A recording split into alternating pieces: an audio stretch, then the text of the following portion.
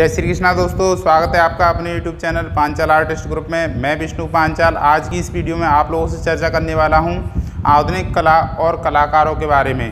दोस्तों, आधुनिक कला और कलाकारों के बारे में अगर हम चर्चा करें तो इससे पहले यानी कि यह हमारा 7वां चैप्टर है जिसके बारे में आप लोगों से आज चर्चा कर रहा हूँ। इससे पहले हम इस चैप्टर से संबंधित 2 वीडियो ऑलरेडी डाल चुके हैं। यह हमारा 3rd वीडियो है, पार्ट 3 यानी कि इस चैप्टर का। तो दोस्तों, आशा करता हूँ कि आप लोग इसको पूरा देखेंगे। आइए हम आगे बढ़ते हैं और चर्चा करते हैं कि जो आधुनिक कलाकार थे उनका भारतीय कला के इतिहास में क्या योगदान रहा है, उनके बारे में हम जानते हैं। तो आज हम जो चर्चा करेंगे वो आप लोग याद रखना कि महत्वपूर्ण वीडियो है आज आप लोगों की। तो सबसे पहला है के अब्बार, जो वेरी मोस्ट है। अक्सर सभी जो भारतीय चित्रकला के इतिहास से संबंधित जो एग्ज़ाम हैं उनमें के अब्बार से संबंधित बहुत सारे प्रश्न आप लोगों से पूछे जाते हैं। नेक्स्ट है के.जी. सुब्रमण्यम, जगदीश स्वामीनाथन और ए. रामचंद्रन। यानी कि आज की इस वीडियो में हम आप लोगों से चर्चा करेंगे इन्हीं 4 आधुनिक चित्रकारों के बारे में। तो दोस्तों, सबसे पहले हम चर्चा करते हैं जो प्रमुख चित्रकार हैं के अब्बार के बारे में। रखना कि के अब्बार आप लोगों के लिए बहुत ही महत्वपूर्ण है। और के अब्बार के बारे में सबसे पहले आप लोगों को क्या याद रखना है कि इनका पूरा नाम, तो इनका पूरा नाम है दोस्तों कांटीगेरी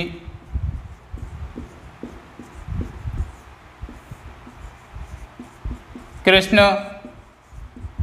अब्बार। ये आपको पूरा नाम याद रखना है क्योंकि कभी कभी शॉर्ट में पूछ लिया जाता है कि के अब्बार का पूरा नाम बताइए, तो आप बताओगे कांटीगेरी कृष्ण अब्बार। इनका जन्म की अगर बात हो दोस्तों तो इनका जन्म 1912 में हुआ था। और कहाँ हुआ था? कांटीगेरी में। और यह कहाँ पे है? कर्नाटक में। तो यह आप लोगों को याद रखना है, इनका जन्म कर्नाटक के कांटीगेरी में 1912 में हुआ था। किसका दोस्तों? के अब्बार का। और के अब्बार का पूरा नाम क्या है? कांटीगेरी कृष्ण अब्बार। आरंभिक कला शिक्षा की अगर हम बात करें तो ये पॉइंट आपको याद रखना है, कला शिक्षा कहाँ से हुई थी इनकी? तो कला शिक्षा जो हुई थी इनकी वो था राजेंद्र तकनीक स्कूल। राजेंद्र तकनीक स्कूल से क्या किया इन्होंने? विधिवत शिक्षा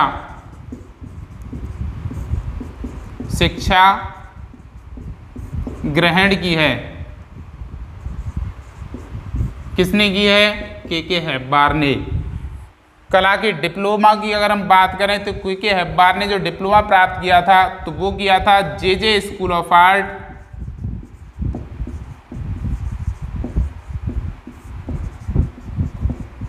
जे स्कूल ऑफ आर्ट। और यह कहाँ पे स्थित है? मुंबई में।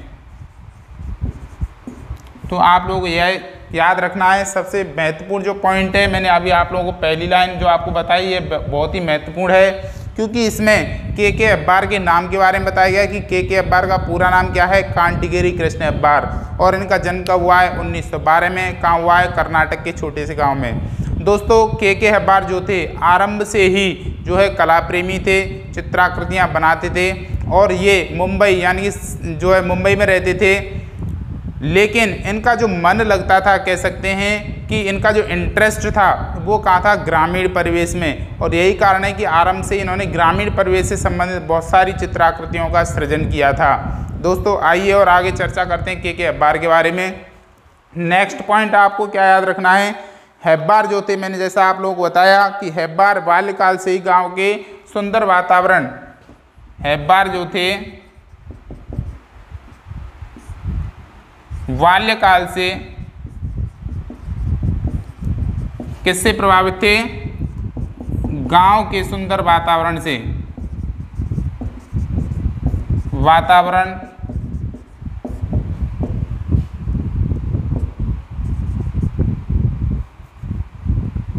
रहन सहन,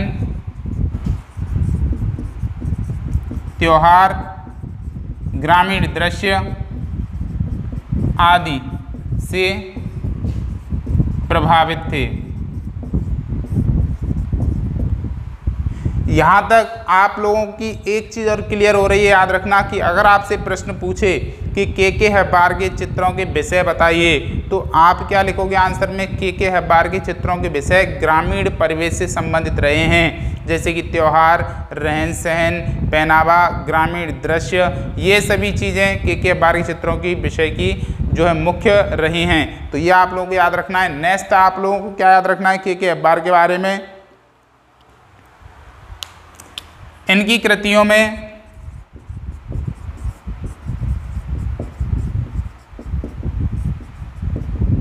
शांति, आनंद, आशा, मानवीय संवेदना तथा ऊर्जा का प्रदर्शन कह लो या सहज प्रस्फुटन प्रदर्शित होता है।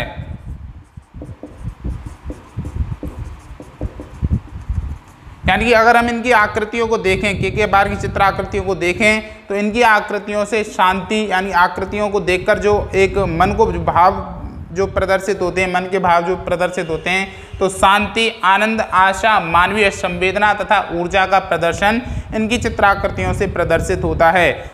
दोस्तों ये चीज़ें और आपको याद रखनी है कि इनके चित्र दर्शक को सरल, आकर्षक लगते हैं, वह मानवीयता से पूर्ण हैं। यानी कि मैंने आप लोगों से पहले बताया है कि इन्होंने अपने चित्रों में ग्रामीण परिवेश को, गांव के लोग किस तरीके से रहते हैं, क्या संवेदनाएं हैं उनकी, उन सभी को चित्रित किया है। तो इसीलिए इनके चित्र जो है मानवीयता से परिपूर्ण हैं। मानव की जो संवेदना होती है वो इनके चित्रों से प्रदर्शित होती है।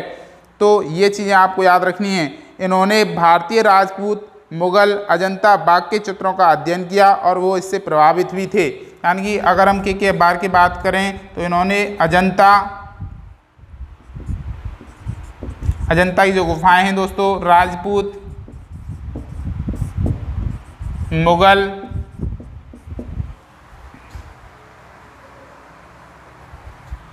बाघ के चित्रों का भ्रमण भी किया था दोस्तों, और इनका फिर अध्ययन भी किया और इनसे काफ़ी प्रभावित भी हुए थे। क्योंकि कोई भी भारतीय चित्रकार हो, अगर उसे अच्छा चित्रकार बनना है तो उसे पहले भारतीय कला के इतिहास के बारे में जानना होगा, भारतीय जो स्वर्णिम कला है उसके बारे में जानना होगा।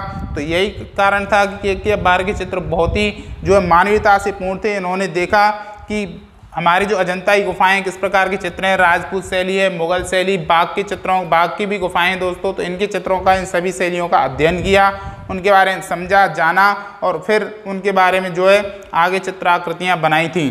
तो नेक्स्ट आपको क्या पॉइंट याद रखना है? विषय। अगर हम विषय की बात करें तो विषय में आपको सीधा याद रखना है कि अगर आपसे पूछे कि के हेब्बार के चित्रों के विषय हैं, तो मैंने इससे पहले ही बताया आपको कि आप लोग यहाँ तक समझ गए होंगे कि के हेब्बार के चित्रों के विषय क्या हैं। तो इनके चित्रों के विषय जो है ग्रामीण परिवेश से पूर्ण हैं। तो ग्राम्य जीवन से संबंधित इन्होंने चित्र बनाए हैं। तो याद रखना, ग्राम्य जीवन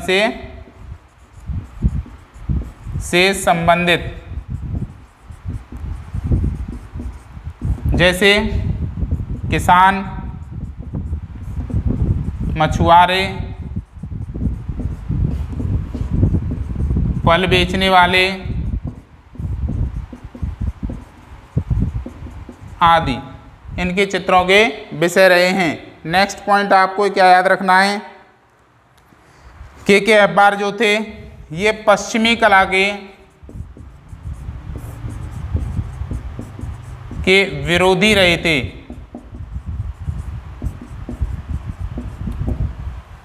के हेब्बार की अगर हम बात करें तो ये हमेशा पश्चिमी कला के क्या रहे थे दोस्तों? विरोधी रहे थे। और इन्होंने कहा था कि हमारी जो महान संस्कृति विरासत रही है उसे छोड़कर हमें पश्चिमी कला का अंधानुकरण नहीं करना चाहिए। यानी कि इनका ये कथन था कि हमारी कला की जो महान संस्कृति है, महान विरासत है, हमें इसको छोड़कर नहीं जाना चाहिए, हमें इसको छोड़कर पश्चिम का अंधानुकरण नहीं करना चाहिए। और दोस्तों इन्होंने भारतीय चित्रकारों को अपनी भारतीय संस्कृति के प्रति आकर्षित किया था और यही कारण था कि ये पश्चिमी कला के क्या रहे थे? विरोधी रहे थे। कौन? के हेब्बार। दोस्तों अगला पॉइंट आपको क्या याद रखना है इनके बारे में? इन्होंने जो प्रदर्शनियां लगाई हैं अपने चित्रों की, तो प्रदर्शनियां आपको याद रखनी है। तो सबसे पहली प्रदर्शनी 1960 में इन्होंने लगाई थी। कहाँ लगाई है? नई दिल्ली की all India fine art and craft, नई दिल्ली की all India fine art and craft society में इन्होंने अपनी चित्राकृतियों को जो है प्रदर्शित किया था प्रदर्शनी। नेक्स्ट जो आप लोगों के लिए बहुत ही महत्वपूर्ण पॉइंट है, चित्र। के बार के चित्र कौन कौन से हैं? तो चित्रों में याद रखना है सबसे महत्वपूर्ण पॉइंट है, मैं आप लोगों से फिर रिपीट कर रहा हूँ, जो अक्सर प्रश्नों में आता है, पेपरों में आता है अक्सर प्रश्न, जैसे मुर्गों की लड़ाई, सबसे महत्वपूर्ण इनका चित्र है कॉक फाइट, मुर्गों की लड़ाई, क्योंकि ये पूछ लिया जाता है कि मुर्गों की लड़ाई किसका प्रमुख चित्र है, तो आप आंसर दोगे के हेब्बार का। पनघट, हाट बाजार,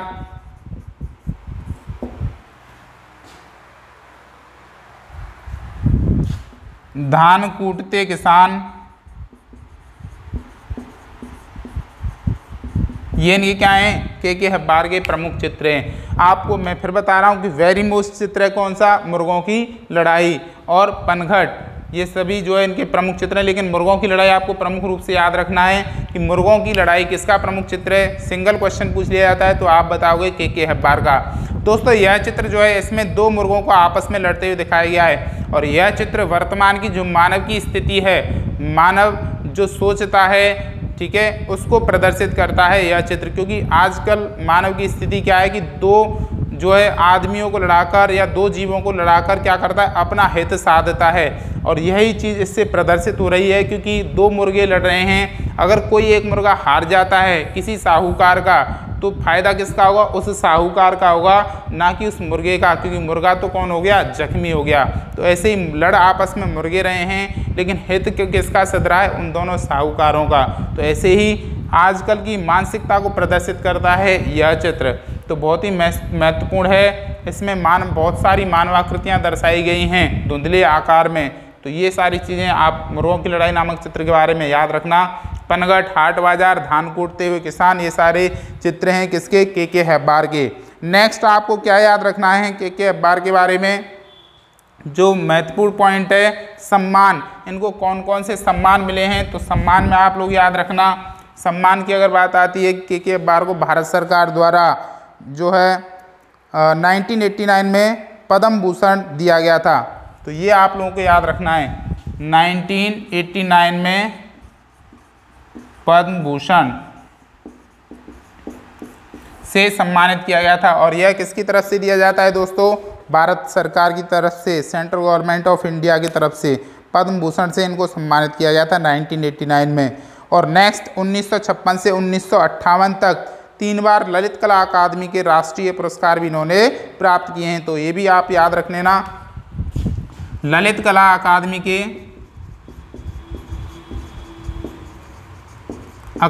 के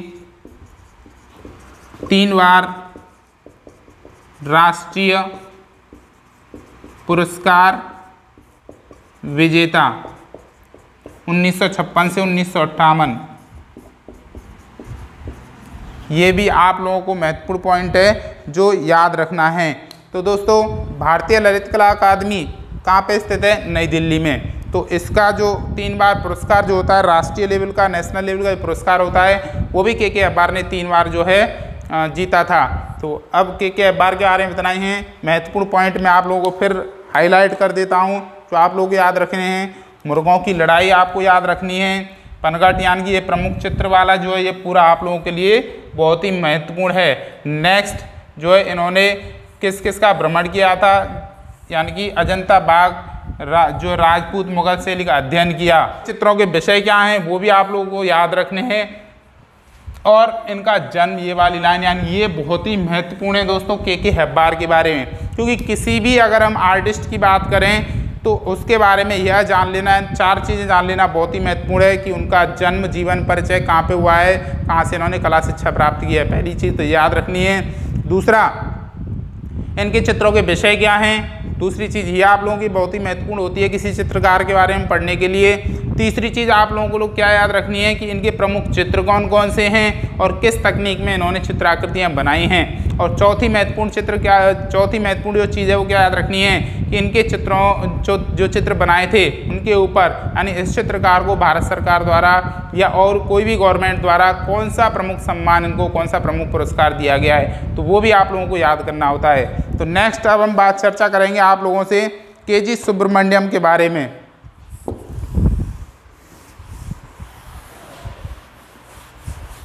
तो जन्म की बात करें तो जन्म याद रखना 5 फरवरी 1924, यानी कि इनका जन्म कब हुआ है 5 फरवरी 1924 में, और कहाँ पे हुआ है, केरल में।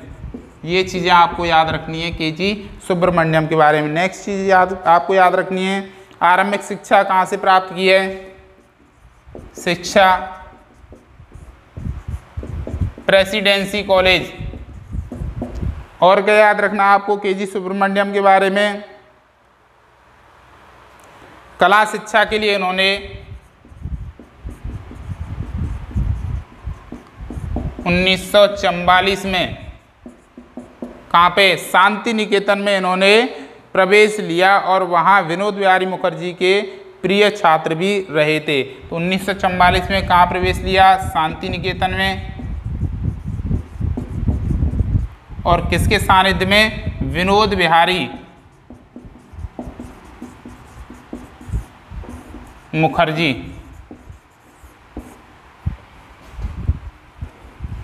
के सानिध्य में कला शिक्षा प्राप्त की।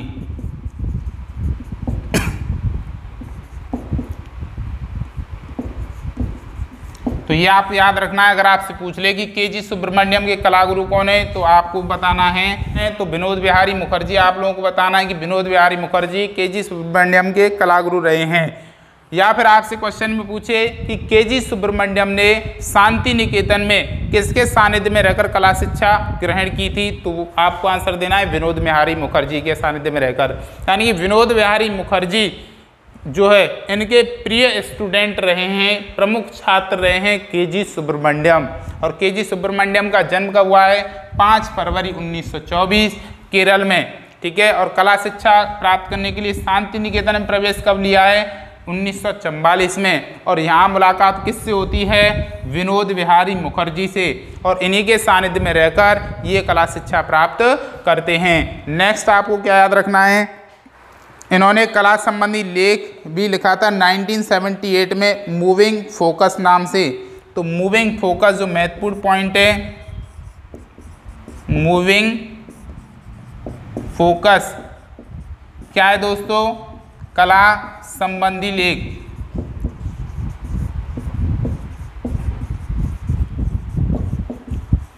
अठहत्तर में, ये आप लोगों को याद रखना है कि मूविंग फोकस क्या है, कला संबंधी लेख है। और कब लिखा है, 1978 में। किसने, के.जी. सुब्रमण्यम ने, ठीक है।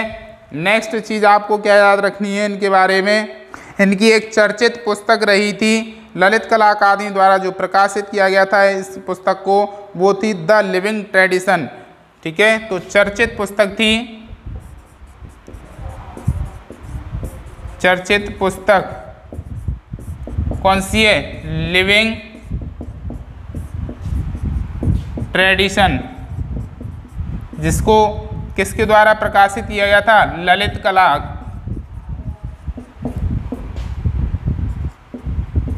अकादमी द्वारा। तो ये भी महत्वपूर्ण पॉइंट है जो आपको याद रखना है कि के.जी. सुब्रमण्यम की चर्चित पुस्तक कौन सी है, लिविंग ट्रेडिशन। और लिविंग ट्रेडिशन को किसने प्रकाशित किया था, ललित कला अकादमी ने। नेक्स्ट आपको के.जी. सुब्रमण्यम के बारे में क्या याद रखना है, इन्होंने पेंटिंग के अलावा cast, fibre, cement, terracotta, mural व खिलौने भी बनाए थे। तो ऐसा नहीं कि आर्टिस्ट भी हों, इन्होंने पेंटिंग के अलावा कास्ट, फाइबर, खिलौने टेराकोटा पर भी कार्य किया था, यानी कि ये भी इन्होंने बनाए थे। ये सभी दोस्तों माध्यम होते हैं कलाकृतियों बनाने के, ध्यान रखना। नेक्स्ट आपको क्या याद रखना है इनके बारे में, प्रमुख चित्र अगर पूछें तो इनके चित्र याद रखना है। तो चित्र में जो इनके चित्रों में स्त्री का जो एक कह सकते हैं कि रूप ज़्यादातर देखने को मिलता है, कि इन्होंने जो चित्र बनाए हैं उनके चित्र, उसमें स्त्री के विविध रूप देखने को मिलते हैं, स्त्री के विविध रूप, यानी इन्होंने जो चित्र बनाए वो स्त्री के विविध रूपों से संबंधित बनाए हैं। और कौन कौन से चित्र हैं वो आपको याद रखने हैं, राधा रानी,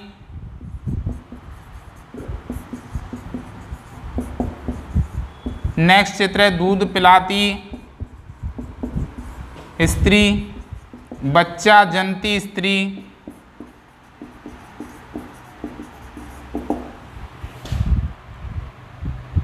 प्रणय करती स्त्री,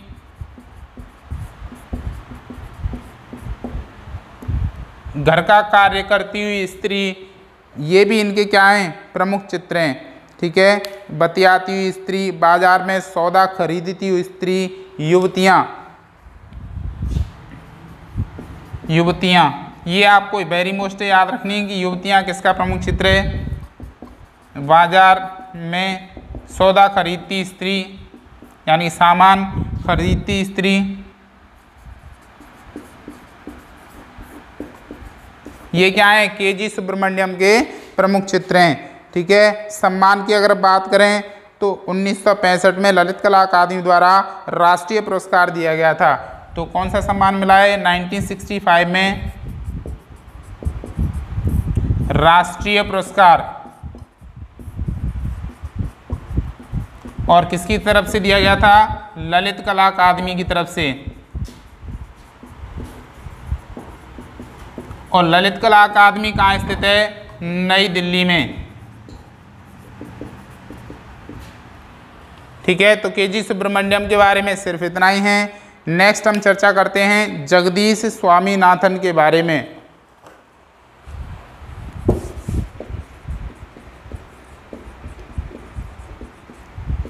दोस्तों अब हम चर्चा करते हैं जगदीश स्वामीनाथन के बारे में। इनका शॉर्ट नाम है, यानी कि जे स्वामीनाथन भी बोलते हैं। तो कभी कभी अगर आ जाए आपसे पूछे कि जे स्वामीनाथन का पूरा नाम बताइए,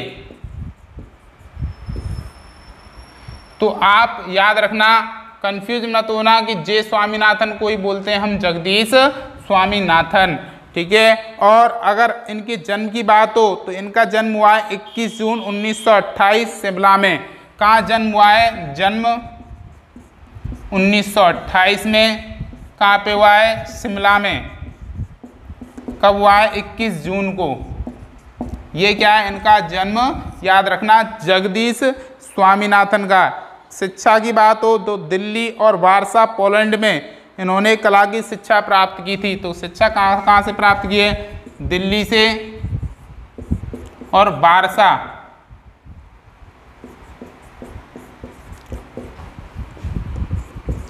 पोलैंड से। तो क्या प्राप्त किया है, कला शिक्षा। ये भी आपको याद रखनी है, अगर कला शिक्षा प्राप्त हो तो दिल्ली जो है वारसा पोलैंड से इन्होंने कला की शिक्षा प्राप्त की है। इन्होंने 1963 में ग्रुप 1890 की स्थापना की थी, जो आप लोगों के लिए बहुत ही महत्वपूर्ण पॉइंट है। तो ग्रुप 1890 दोस्तों, ये कोई सन नहीं है, ये ग्रुप का नाम है, ग्रुप 1890। ठीक है, इसकी स्थापना किसने की है, जगदीश स्वामीनाथन ने की है, ध्यान रखना। और कब की है, 1963 में, यानी कि 1963 में ग्रुप 1890 की स्थापना, जो बहुत ही महत्वपूर्ण है। आप याद रखना है, इसको स्टार लगा देता हूं। अगर आपसे पूछे कि ग्रुप 1890 की स्थापना किसने की है, तो जगदीश स्वामीनाथन ने की है। कब की है, 1963 में, यानी कि 1963 में इन्होंने ग्रुप 1890 की स्थापना की थी। दोस्तों पंडित नेहरू ने इस ग्रुप को क्या किया था, इस ग्रुप का उद्घाटन किया था। इस ग्रुप की जो प्रदर्शनी लगी थी तो प्रदर्शनी जो लगी थी का उद्घाटन किसने किया है? पंडित नेहरू ने। ठीक है, अगर आपसे पूछे कि ग्रुप 1890 की प्रथम प्रदर्शनी का उद्घाटन किसने किया है, तो पंडित नेहरू ने इसका उद्घाटन किया था। ठीक है, और ठीक है दोस्तों, आप लोगों को जगदीश स्वामीनाथन के बारे में यहाँ तक क्या याद रखना है? मैंने आपको बताया कि इन्होंने ग्रुप 1890 की स्थापना की थी। कब? 1963 में। इस प्रदर्शनी का उद्घाटन किसने किया है? पंडित नेहरू ने। और इसका कैटलॉग किसने तैयार किया था? एक मैक्सिको के कवि थे, राजनायक जो थे ऑक्टेवियो पाज, उन्होंने इस प्रदर्शनी का या इस ग्रुप का क्या लिखा था? कैटलॉग लिखा था। नेक्स्ट आपको बहुत ही महत्वपूर्ण चीज़ है जो आपको याद रखनी है जगदीश स्वामीनाथन के बारे में। इन्होंने कांट्रा नामक पत्रिका का क्या किया था? संपादन किया था। बहुत ही जो है लाइन है, ये महत्वपूर्ण लाइन है, वो आपको याद रखनी है। आपसे पूछे कि जगदीश स्वामीनाथन ने किस पत्रिका का संपादन किया, तो आप याद रखना जो है कांट्रा नामक जो है पत्रिका, उसका संपादन किया था जगदीश स्वामीनाथन ने। नेक्स्ट आपको क्या याद रखना है दोस्तों? इन्होंने 1968 में इनको नेहरू फेलोशिप मिली थी। तो आपसे पूछी कि इनको नेहरू फेलोशिप कब मिली थी, तो आप बताओगे 1968 में। जगदीश स्वामीनाथन के बारे में और आपको क्या याद रखना है? 1982 में इन्होंने भोपाल में रूपंकर भारत भवन की स्थापना की थी। तो कब की थी? जो बहुत ही महत्वपूर्ण है, 1982 में रूपंकर, जिसे क्या कहते हैं? भारत भवन। कहाँ पे? भोपाल में स्थापना की थी जिसकी। दोस्तों बहुत ही महत्वपूर्ण लाइन है ये भी आप लोगों के लिए, क्योंकि ये बहुत बार परीक्षा में पूछा जाता है कि रूपंकर या फिर भारत भवन भोपाल की स्थापना किसने की है, तो आप आंसर दोगे जगदीश स्वामीनाथन ने। और कब की है? 1982 यानी 1982 में। यही पूछा जाता है कि जगदीश स्वामीनाथन द्वारा रूपंकर कहाँ पर स्थापित किया गया था, तो आप आंसर दोगे कहाँ पे? भोपाल में स्थापित किया गया था। तो बहुत ही महत्वपूर्ण लाइन है, आप लोगों को ये याद रखनी है। अगला चीज़ आपको क्या याद रखना है इसमें? यह जो रूपंकर जो है, यहाँ पर आधुनिक कला व आदिवासियों की कला को एक साथ देखा जा सकता है। यानी कि यह जो संस्थान है इसमें क्या देखा जा सकता है? आदिवासियों की कला व आधुनिक कला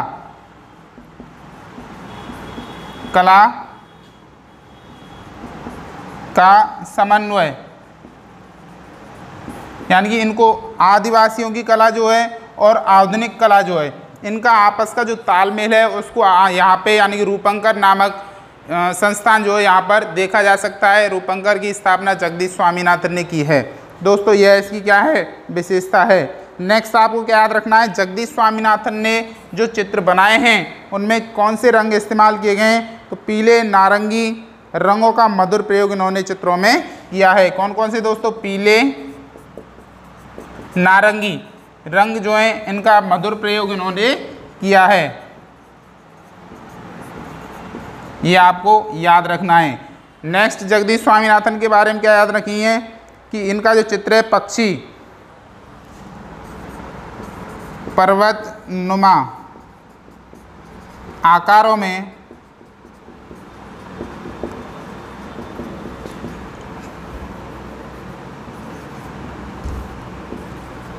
छोटा सा पक्षी, क्या है ये चित्र है, इनका ध्यान रखना। ये भी महत्वपूर्ण लाइन है, आप याद रखना है। आपको आपसे पूछा जाएगी पर्वतनुमा आकारों में छोटा सा पक्षी किसने चित्रित किया है, तो आप आंसर दोगे जगदीश स्वामीनाथन ने। मैं जगदीश स्वामीनाथन के बारे में एक बार और रिपीट कर देता हूँ। इनको शॉर्ट में दोस्तों जे स्वामीनाथन बोला जाता है, तो आपको कंफ्यूज होने की ज़रूरत नहीं है। जे स्वामीनाथन को भी बोला जाता है जगदीश स्वामीनाथन। आप पूरा जन्म याद रखो। जन्म कब हुआ है? 21 जून 1928 शिमला में इनका जन्म हुआ है जगदीश स्वामीनाथन का। कला शिक्षा दिल्ली और वारसा पोलैंड से इन्होंने कला शिक्षा प्राप्त की है। इन्होंने जो बहुत ही महत्वपूर्ण है, ग्रुप 1890 की स्थापना की थी। कब की थी, ये भी आपको डेट याद रखनी है, 1963 में इन्होंने ग्रुप 1890 की स्थापना की थी। दोस्तों जो ग्रुप 1890 है, इसकी प्रदर्शनी का उद्घाटन किसने किया है, पंडित नेहरू ने, ये भी आपको याद रखना है। इस ग्रुप की प्रदर्शनी का जो कैटलॉग था वो किसने तैयार किया था, ऑक्टेवियो पाज ने इसका कैटलॉग तैयार किया था, जो कहाँ के थे, मैक्सिको के कवि थे, प्रख्यात कवि थे।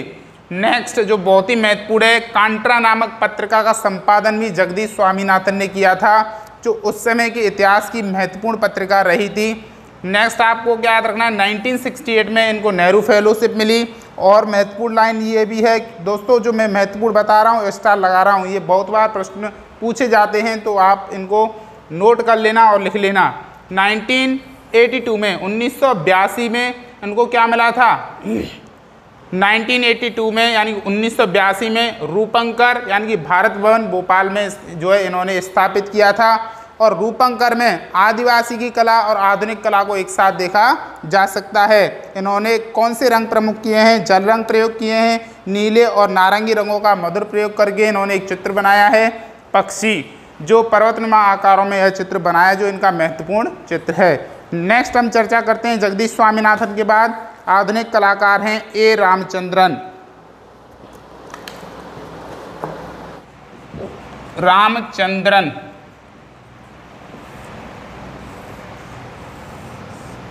तो ए रामचंद्रन का पहले तो आपको पूरा नाम याद रखना है। इनको क्या कहते थे, अच्युतन रामचंद्रन नायर।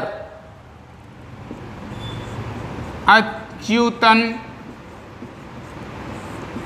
रामचंद्रन नायर, ये क्या है दोस्तों, इनका पूरा नाम है, याद रखना, अच्युतन रामचंद्रन नायर। उनका जन्म कब हुआ है, 1935 केरल में। इनका जन्म अगर बात हो तो जन्म हुआ है कब, 1935 यानी 1935 में कहाँ हुआ है, केरल में इनका जन्म हुआ है। तो ये भी महत्वपूर्ण लाइनें आपको याद रखनी है। कला में डिप्लोमा इन्होंने कहाँ से प्राप्त किया, शांति निकेतन से। और शांति निकेतन से इन्होंने नंदलाल बोस, राम किंकर बेज आदि के सानिध्य में इन्होंने शांति निकेतन से कला में डिप्लोमा प्राप्त किया था। तो डिप्लोमा कला शिक्षा बात करें, कला शिक्षा कहाँ से प्राप्त की है, शांति निकेतन से।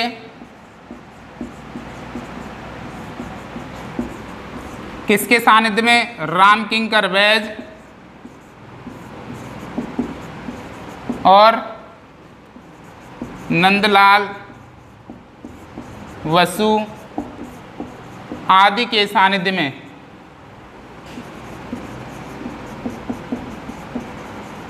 यानी आदि के साथ रहकर इन्होंने कला शिक्षा प्राप्त की थी। नेक्स्ट आपको क्या याद रखना है,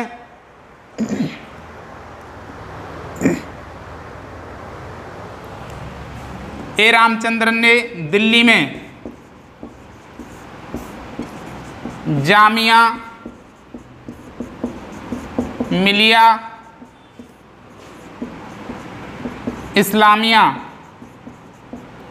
यूनिवर्सिटी जो है इसमें क्या करवाया था, यानी कि इन्होंने जो चित्र बनाए उनके माध्यम क्या हैं। तो माध्यम में आप याद रखोगे दोस्तों,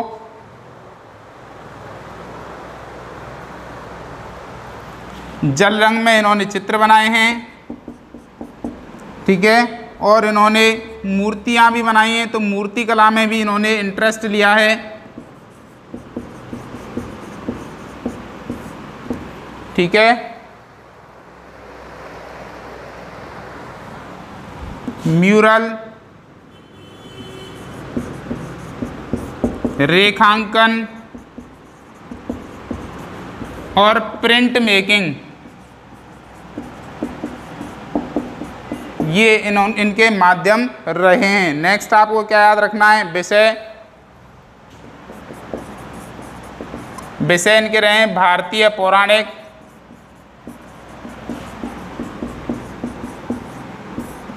और जन सामान्य से संबंधित, ये इनके चित्रों के विषय याद रखने हैं। और चित्र आपको याद रखने हैं, चित्र इनके काली पूजा,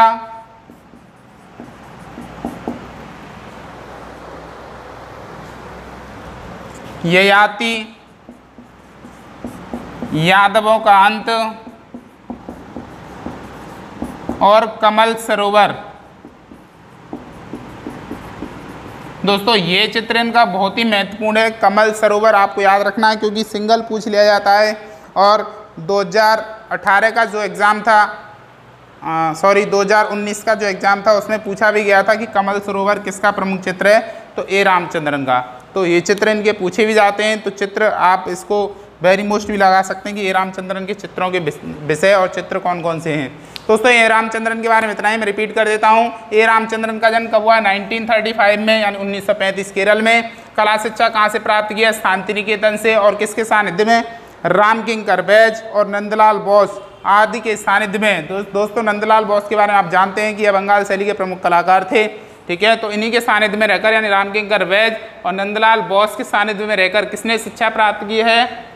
ए रामचंद्रन ने, ठीक है दोस्तों। और कहाँ से प्राप्त की है? शांति निकेतन से। और शांति निकेतन कहाँ स्थापित है? कलकत्ता में, ठीक है दोस्तों। इन्होंने यानी कि ए रामचंद्रन ने जामिया मिलिया इस्लामिया में क्या करवाया था? अध्यापन कार्य, यानी कि इन्होंने पढ़ाया था एज ए टीचर, यहाँ पर कार्य भी किया था। नेक्स्ट आपको ये क्या याद रखना है, इनके जो माध्यम क्या हैं, कला के माध्यम हैं। तो इन्होंने जल रंग में कुछ चित्राकृतियाँ भी बनाई हैं, ठीक है। मूर्ति कला में भी ये इंटरेस्टेड थे तो मूर्तियाँ भी बनाई हैं, म्यूरल वर्क भी किया है इन्होंने, और रेखाकृतियाँ भी बनाई हैं, और प्रिंट मेकिंग में भी ये इंटरेस्टेड थे। नेक्स्ट इनके चित्रों के विषय क्या हैं, तो विषय में आप याद रखोगे इन्होंने भारतीय पौराणिक और जन सामान्य से संबंधित अपने चित्र बनाए थे। कौन कौन से इनके प्रमुख चित्र हैं, तो चित्र में आप याद रखोगे काली पूजा, ययाति, यादवों का अंत, उर्वशी और कमल सरोवर। दोस्तों कमल सरोवर सबसे महत्वपूर्ण चित्र है जो आपको याद रखना है। आज की इस वीडियो में सिर्फ इतना ही। आशा करता हूँ कि आप लोगों को पसंद आई होगी। दोस्तों आप हमारे चैनल को ज़्यादा से ज़्यादा सब्सक्राइब करें। अगर आप हमारी वीडियो को देखकर अच्छा अनुभव कर रहे हैं तो आप लोगों का बहुत बहुत धन्यवाद और हार्दिक आभार। जय हिंद, जय भारत।